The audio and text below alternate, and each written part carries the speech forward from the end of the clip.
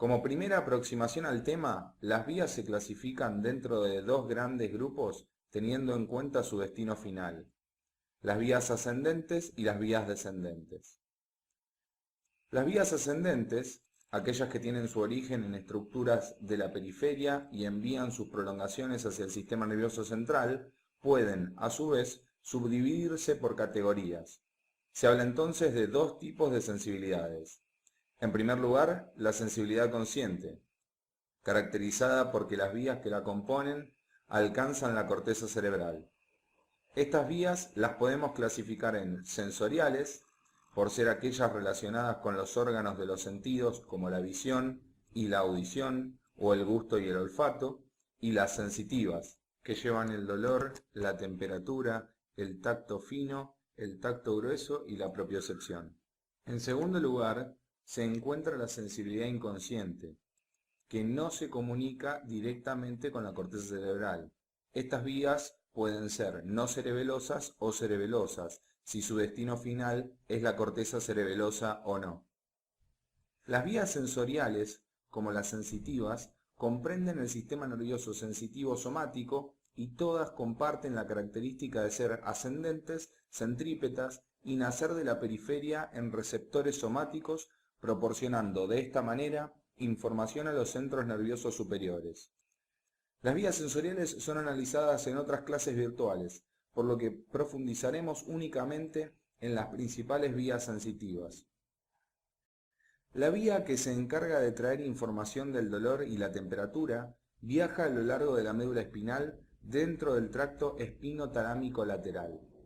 La primera neurona de la vía se localiza a nivel de los ganglios anexos a la raíz dorsal, una estructura que contiene la mayor parte de los somas de las neuronas pseudomonopolares de las vías sensitivas, dado que la información sobre la sensibilidad de la cara es llevada hacia las neuronas pseudomonopolares del ganglio trigeminal. Como hemos visto en clases anteriores, durante el desarrollo de estas neuronas emerge del soma un axón que luego se bifurca para dar origen a una prolongación central, que se dirige hacia la médula espinal, y otra periférica, que contactará con estructuras encargadas de la transducción de las señales del medio externo, los receptores. Los receptores de esta vía están especializados en la transmisión de señales mecánicas y químicas, tacto grueso, presión, dolor y temperatura, en señales eléctricas, un tipo de energía que el sistema nervioso puede comprender. Cuando los receptores periféricos reciben un estímulo, lo transforman en una señal eléctrica, que luego será transportada por la prolongación periférica hacia la neurona pseudomonopolar y sin interrupción continuará su recorrido por la prolongación central hacia la médula espinal. El segmento inicial del axón principal no suele generar impulsos, aunque lo puede hacer si la parte adyacente de la raíz posterior está comprimida, por ejemplo, en una hernia discal. En la médula espinal, la prolongación central hace sinapsis con una neurona del asta posterior. En clases anteriores hemos visto que la sustancia gris de la médula espinal está parcelada en forma de láminas, la laminación de Rexed. Más específicamente, la segunda neurona de la vía se localiza en las láminas 2, 3 y 4. A continuación, el axón de esta neurona cruza la línea media, se decusa, a través de la comisura anterior de la médula espinal y se dirige al cordón anterior, para integrarse al tracto espinotalámico anterior del lado contralateral. La decusación de todos los axones se completa en el segmento medular inmediatamente superior al nivel de ingreso. El tracto espinotalámico forma parte del sistema anterolateral y asciende por la médula espinal hasta el tronco del encéfalo para formar el lemnisco espinal, que luego se integra al lemnisco medial por encima del nivel del bulbo raquídeo. El lemnisco medial continúa ascendiendo hasta el nivel del tálamo, donde esta vía encuentra su tercera neurona. Es en el tálamo donde hacen sinapsis las terceras neuronas de la mayor parte de las vías ascendentes antes de llegar a la corteza cerebral. La diferencia entre las distintas vías radica en qué regiones de este complejo nuclear diencefálico se dan las sinapsis. En el caso de esta vía, la tercera neurona se localiza más específicamente en el núcleo ventral posterolateral del tálamo. La tercera neurona proyecta su axón a través del brazo posterior de la cápsula interna para luego atravesar la corona radiada y llegar finalmente a la circunvolución postcentral de la corteza cerebral, donde espera la cuarta neurona de la vía. La circunvolución postcentral corresponde a una región cortical específica, la corteza somatosensitiva primaria, compuesta por las áreas 3, 1 y 2, delimitadas por Corbinian-Brodmann. Esta corteza se caracteriza por representar topográficamente las áreas sensitivas del cuerpo y la analizaremos posteriormente en conjunto con el área motora. Es importante no confundir el tracto espinotalámico lateral, que lleva información sobre el dolor y la temperatura, como hemos visto, con el tracto espinotalámico anterior. Este último lleva información sensitiva del tacto grueso, no discriminativo o protopático, y tiene un recorrido similar a la vía del dolor y la temperatura, es decir, al tracto espinotalámico lateral, con algunas diferencias como las láminas de Rexed en las cuales se localiza la segunda neurona, y en la formación del tracto espinotalámico anterior. El tacto fino, discriminativo o epicrítico, a diferencia del anterior, permite percibir la forma o textura detallada de un objeto, e implica normalmente lo que se conoce como exploración activa: tomar al objeto, manipularlo, mover los dedos a través de una superficie. Todo esto es importante para la discriminación táctil. Toda esta información recorre un camino muy diferente. Es la vía del tacto epicrítico y la propiocepción consciente, que ascenderá por la médula espinal dentro de los fascículos grácil y cuneiforme. Esta vía también se conoce como sistema de la columna posterior, debido a la localización medular de estos fascículos. Además de llevar la información sobre el tacto epicrítico, esta vía se encarga de llevar la vibración y la propiocepción consciente, es decir, que llega a corteza cerebral. La primera neurona se localiza a nivel del ganglio anexo a la raíz dorsal, donde se localiza el soma de la neurona pseudomonopolar.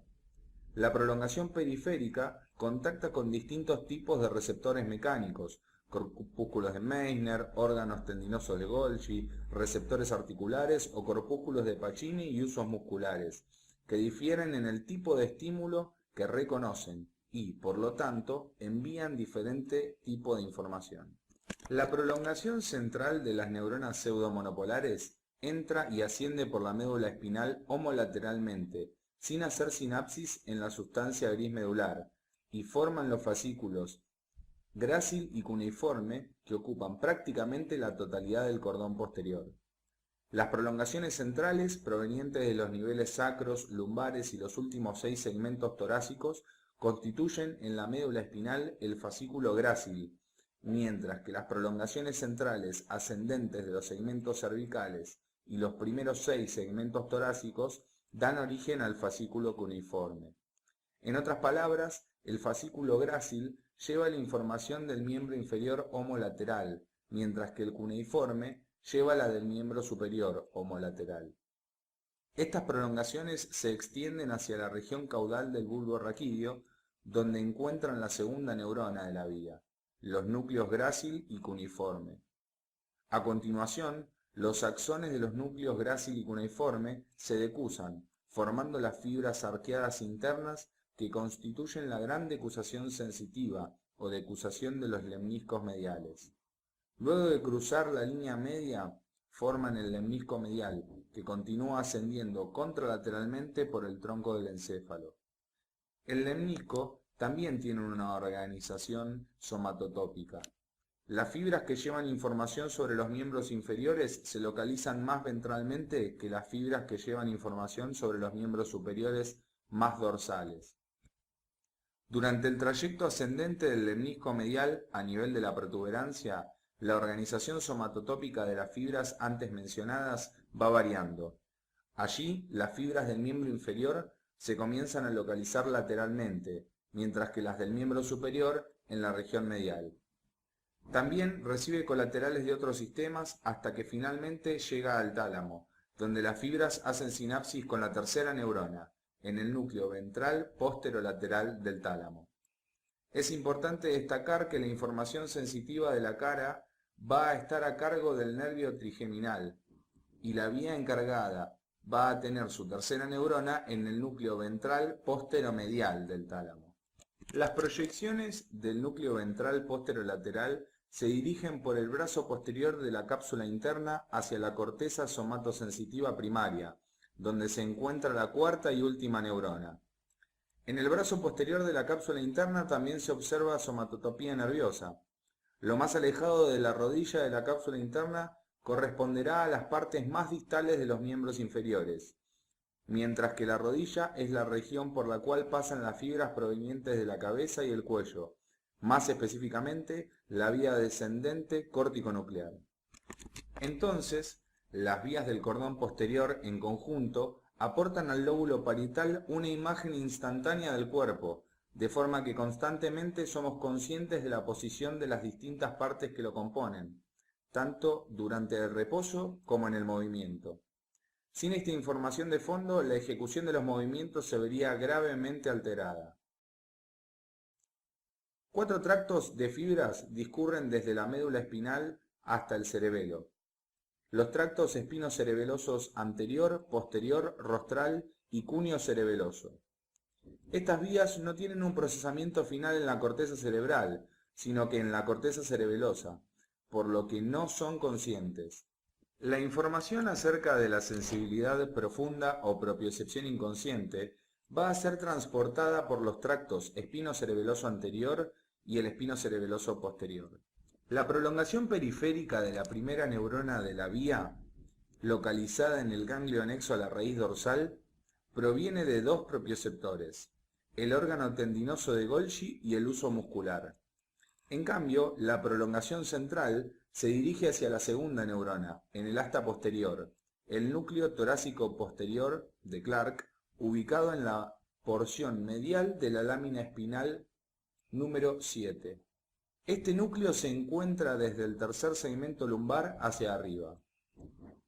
El axón de este núcleo se dirige hacia atrás para ubicarse en la zona periférica del cordón lateral y ascender por la zona periférica del cordón lateral formando el tracto espinocerebeloso posterior.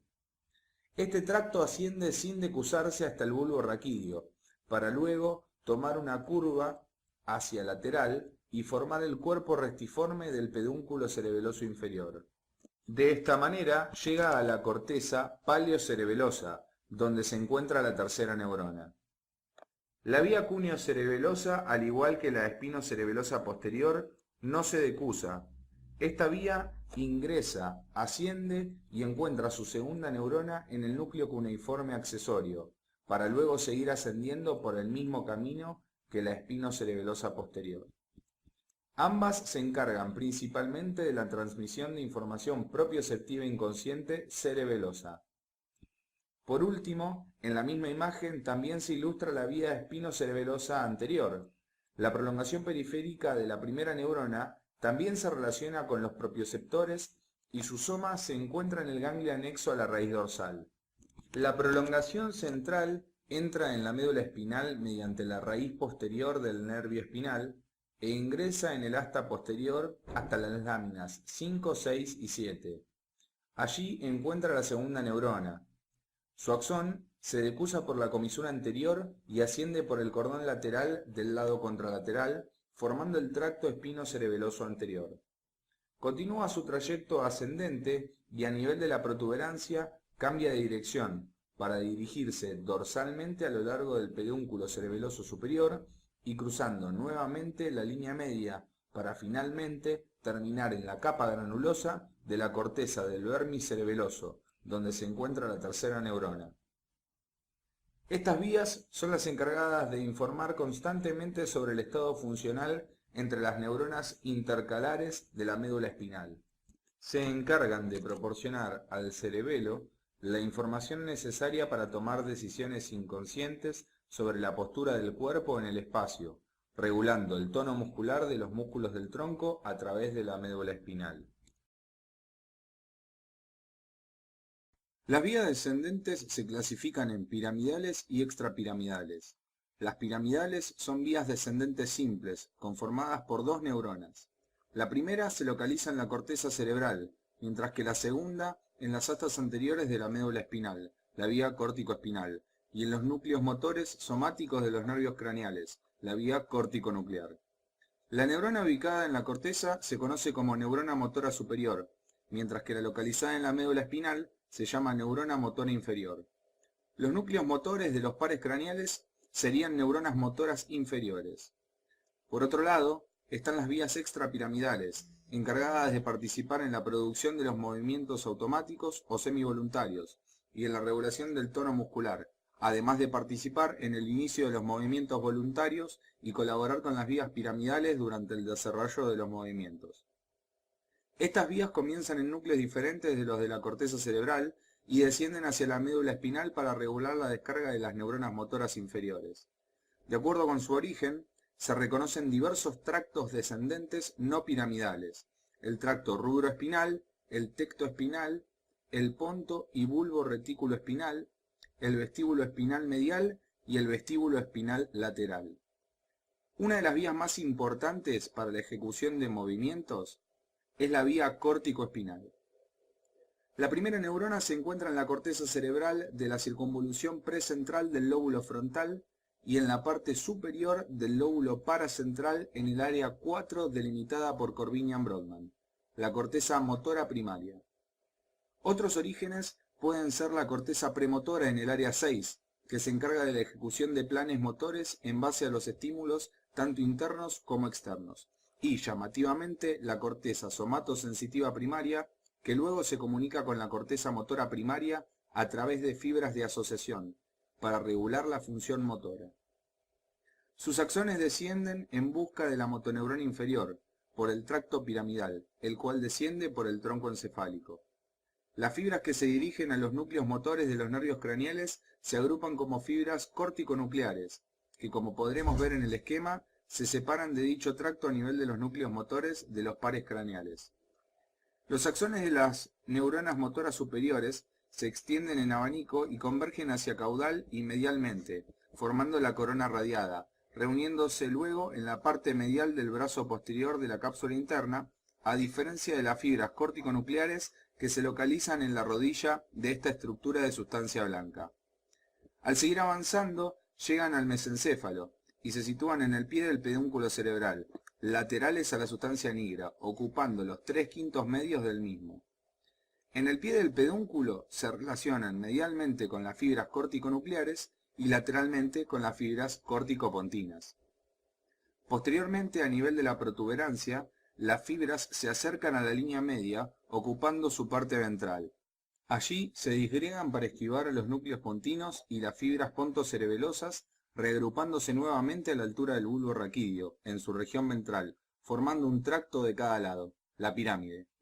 En el extremo inferior de esta estructura forman la decusación piramidal, donde alrededor del 80% de las fibras cruzan la línea media, descendiendo en el lado contralateral de la médula espinal como tracto córtico-espinal lateral contralateral, mientras que alrededor del 10% se decusan para continuar como tracto córtico-espinal anterior, ocupando el cordón anterior en los niveles cervicales y torácicos superiores. Estas fibras sinapsan con las motoneuronas que inervan a los músculos de las paredes anterior y posterior del abdomen. El 10% de las fibras restantes viajan a través del tracto córtico-espinal lateral homolateral. En la médula espinal, el tracto córtico-espinal lateral se ubica en el cordón lateral, por detrás del tracto rubroespinal, y sinapsan con la segunda neurona, en el asta posterior de la médula espinal. El tracto córtico-espinal anterior se ubica en el cordón anterior, medial a la salida de la raíz anterior del nervio espinal, y también sinapsan en el asta anterior de la médula espinal. Particularmente las fibras de la vía córtico-espinal lateral homolateral se decusan en la comisura anterior del segmento medular donde se encuentra su segunda neurona, para sinapsar en el asta anterior contralateral. Así, todos los axones de la vía piramidal terminan haciendo sinapsis con motoneuronas contralaterales. Más específicamente, el soma de la motoneurona inferior se localiza en la lámina 9 del asta anterior de la médula espinal. Son los axones de muchas motoneuronas inferiores los encargados de formar la raíz anterior del nervio espinal, llegando al sistema nervioso periférico y al efector correspondiente, por ejemplo, músculos. La vía rubroespinal, como su nombre lo indica, parte del núcleo rojo hacia la médula espinal. El núcleo rojo, a través de estas proyecciones, se encargará de regular principalmente el tono muscular flexor de los músculos de los miembros superiores. La primera neurona se ubica en el núcleo rojo. Los axones que parten de este núcleo cruzan al lado opuesto a nivel mesencefálico por la decusación tegmental ventral y descienden contralateralmente por el tronco del encéfalo, enviando fibras a la formación reticular y a los núcleos motores de los nervios craneales. Una vez en la médula espinal, forma el tracto rubroespinal, situado por delante del tracto córtico-espinal lateral. El tracto rubroespinal termina en el asta anterior de la médula espinal, haciendo sinapsis con las motoneuronas alfa y gamma de la lámina espinal 9. Las fibras del núcleo rojo solo llegan hasta los segmentos cervicales y su función es la de estimular el tono flexor de los músculos del miembro superior. A su vez, el núcleo rojo se encuentra regulado por fibras inhibitorias provenientes de la corteza cerebral, que regulan su función. Esta regulación es tan importante para esta vía que si una lesión afectara a la médula espinal por encima de este núcleo, el paciente mostraría un aumento del tono flexor o hipertonía de los miembros superiores debido a la descarga desinhibida del núcleo rojo. Si la lesión compromete al segmento medular en toda su extensión, también habría hipertonía extensora de los miembros inferiores por afectación de otras vías reguladoras. La vía tectoespinal se encarga principalmente de la coordinación de los movimientos de la cabeza y el cuello con los de los ojos. Como su nombre lo indica, tiene su origen en el techo del mesencéfalo, en el colículo superior, y termina en la parte medial del asta anterior de los niveles cervicales y torácicos superiores. Está situado estratégicamente para acceder a motoneuronas axiales. La primera neurona de esta vía se encuentra en el colículo superior, y sus axones se proyectan cruzando la línea media y formando la decusación tegmental dorsal para luego descender por el tronco del encéfalo. Posteriormente, pasan por la médula espinal como tracto tectoespinal, el cual se ubica en el cordón anterior de la médula hasta el asta anterior de los segmentos cervicales y superiores torácicos. Allí se encuentran las motoneuronas alfa y gamma que controlan los músculos de la cabeza y el cuello. Esta vía recibe colaterales de la vía visual, las cuales influyen sobre el colículo superior y son las responsables de la coordinación de la cabeza y el cuello hacia los estímulos visuales, por ejemplo, al seguir la pelota en un partido de tenis. La vía retículoespinal se origina en la formación reticular de la protuberancia y el bulbo raquídeo, clasificándose a su vez en fascículo retículoespinal medial y bulbo retículoespinales. El primero desciende homolateralmente por el cordón anterior, mientras que el segundo lo hace parcialmente cruzado en el cordón lateral. Ambas vías tienen su primera neurona en la formación reticular de la protuberancia y el bulbo raquídeo. Las fibras de los núcleos de la protuberancia descienden bilateralmente por el cordón anterior de la médula espinal, pero con un predominio ipsilateral constituyendo el fascículo retículoespinal medial, que recorre toda la médula espinal. En cambio, la mayor parte de las fibras bulbo-retículoespinales permanecen en el mismo lado y descienden por el cordón anterior, aunque una pequeña cantidad sufre una decusación. La mayoría adopta una nueva posición un poco lateral y anterior al asta anterior, donde se la suele denominar fascículo retículoespinal lateral. Estas fibras terminan en las láminas 7 y 8 del asta anterior, donde actúan sobre motoneuronas que regulan la musculatura paravertebral y extensora de los miembros. El fascículo retículoespinal medial actúa sobre las motoneuronas extensoras, mientras que el fascículo retículoespinal lateral lo hace sobre las motoneuronas flexoras. A su vez, ambas vías ejercen una inhibición recíproca, implicándolas en dos tipos diferentes de conducta motora, locomoción y control postural. Por último, la vía vestíbulo-espinal se origina en los núcleos vestibulares, donde se encuentra la primera neurona. Estos núcleos están ampliamente relacionados con los núcleos cerebelosos como el fastigio. Los axones de la vía vestíbulo-espinal descienden por el cordón anterior de la médula espinal hasta llegar a las motoneuronas del asta anterior, a las cuales regula teniendo en cuenta los estímulos vestibulares y cerebelosos. Es una vía que regula el incremento automático del tono de los músculos antigravitatorios apropiados cuando se inclina la cabeza hacia un lado, buscando mantener el centro de gravedad entre los pies. La corteza motora y la corteza somatosensorial primarias se caracterizan por presentar una organización somatotópica del cuerpo. En la corteza somatosensitiva primaria, cada región del cuerpo está representada por un conjunto de neuronas en la circunvolución postcentral, el homúnculo sensitivo.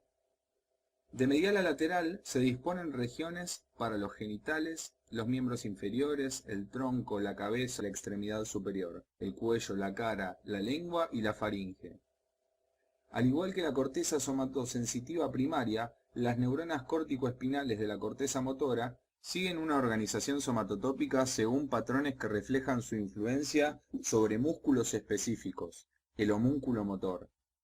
Las neuronas mediales de la circunvolución precentral proyectan a los niveles lumbosacros de la médula para actuar sobre motoneuronas relacionadas con los músculos del pie, la pierna y el muslo. A medida que vamos recorriendo el homúnculo de medial a lateral, encontramos regiones específicas dedicadas a la inervación de las motoneuronas cervicales y torácicas para los músculos del tronco y de la extremidad superior. Luego, las neuronas relacionadas con la musculatura de la cara y el cuello, de la lengua y la faringe. La desproporción entre los tamaños de las diversas partes del cuerpo en los homúnculos reflejan la densidad y distribución de las neuronas encargadas de una acción específica. Regiones más extensas implican una mayor cantidad de neuronas que se asocian, a su vez, a un procesamiento más complejo de la información. Las manos son regiones que utilizamos normalmente para la exploración activa de objetos, para escribir, para alcanzar objetos, etc. Por ello, las regiones de la corteza, tanto motora como somatosensitiva, que representan la musculatura y sensibilidad de la mano, respectivamente, suelen ser muy extensas. El conocimiento de los homúnculos es importante para poder localizar posibles afecciones del sistema nervioso central. Teniendo en cuenta los patrones de irrigación de los hemisferios cerebrales, una afectación de la arteria cerebral anterior afectaría principalmente a las regiones mediales de los homúnculos, por lo que el paciente mostraría afectaciones tanto en la acción motora como en la sensibilidad de las extremidades inferiores. En cambio, afectaciones de las arterias cerebrales medias afectarían principalmente a las regiones laterales de los homúnculos. Si hiciéramos una representación del cuerpo humano, teniendo en cuenta la densidad de neuronas y el tamaño de las regiones implicadas tanto en la musculatura como en la sensibilidad, se visualizaría de la siguiente forma. Obsérvese el tamaño de las manos, de los labios, la importancia que le da cada una de las cortezas a algunas regiones específicas.